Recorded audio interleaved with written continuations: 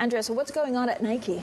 Well, this is Elliott Hill's first big, public outing. He's set out a very sensible strategy, doing all the things we know it needed, more focus on sport, unleashing more innovation, reconnecting with the retailers again.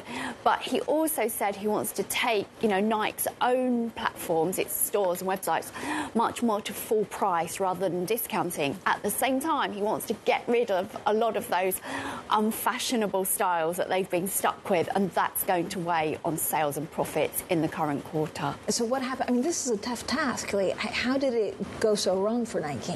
So there were a few things that happened. It really, under John Donoghue, it wanted to be a luxury brand. So luxury brands, they control most of their distribution. They sell very little through outside retailers. So that was Nike's strategy. So it sort of, disconnected its wholesale partners.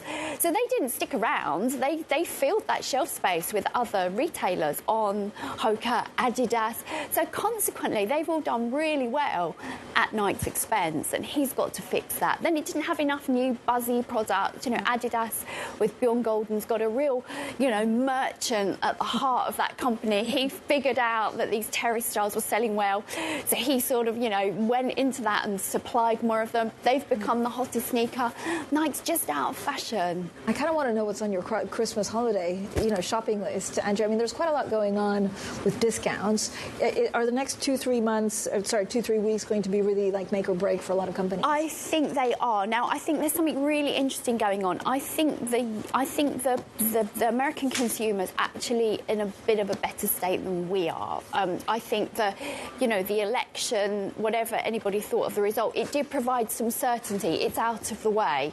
Until recently, the stock market's been doing pretty well. You've got crypto on a tear. That should help US sales. OK, the lower-end consumer is still under pressure, but you've got inflation, falling, hopefully interest rate cuts. I think Europe is much tougher. We've got, particularly in the UK, we've got inflation higher for longer.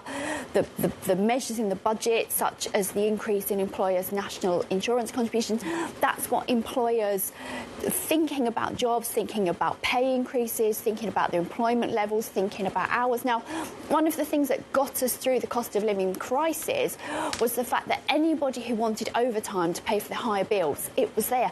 That's not going to be there this time. So I think for European retailers, it's much tougher.